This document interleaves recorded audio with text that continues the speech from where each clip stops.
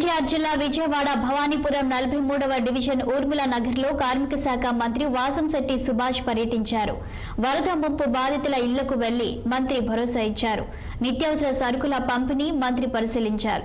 Colony మొత్తం sanitization చేస్తున్నారని, నిలిచిపోయిన వరద నీటిని మోటార్ల ద్వారా బయటికి తోడేస్తారని, ప్రతి ఒక్క బాధితునికి సాయం అందిస్తారని తెలిపారు. సీఎం, మంత్రులు, ఎమ్మెల్యేలు, అధికారి యంత్రాంగం అంతా వరద బాధితులకు అండగా ఉన్నారని, అర్ధరాత్రి కూడా నిద్రపోకుండా ముఖ్యమంత్రి వరదలపై సమీక్షిస్తున్నారని అన్నారు. ఈ స్వర్ణాంధ్రప్రదేశ్ చేయటంలో మన రారా చంద్రబాబు నాయుడు గారు నిరంతరం కృషి చేస్తా ఉన్నారు.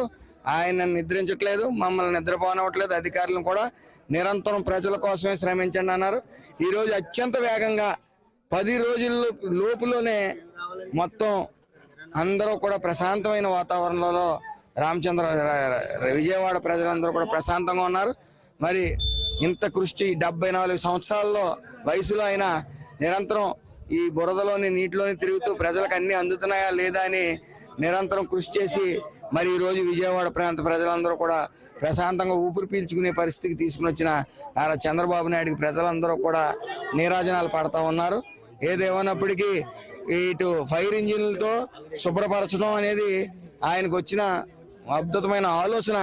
మరి అందరూ కూడా విజయవాడ అంతా క్లీన్ చేశారు. అదే ఆస్తి నష్టాలు కూడా మరి అధికారులు వచ్చి ఏదైతే ఈ వస్తువులు పాడైపోయినాయి, ఫ్రిడ్జ్ కానీ, టీవీలు కానీ అన్ని అంచనా వేస్తూ ఉన్నారు. ఎక్కడికక్కడ మెకానికల్ని పెట్టి రిపేర్ చేస్తూ ఉన్నారు. ఏదేమన్నప్పటికీ ఇంత ఫాస్ట్గా కూడా ఈ విజయవాడని ఓ ట్రాక్లోకి తీసుకుని వచ్చిన చంద్రబాబు నాయుడు గారికి మాత్రం అడుగడుగున ప్రజలందరూ కూడా నిరాజనాలు పడతా ఉన్నారు. ఎక్కడ ఏ లోటు లేకుండా చూసుకున్నారు చంద్రబాబు నాయుడు గారిని ప్రజలు చెప్తా ఉన్నారు. కొత్తగూడెం క్లబ్ లో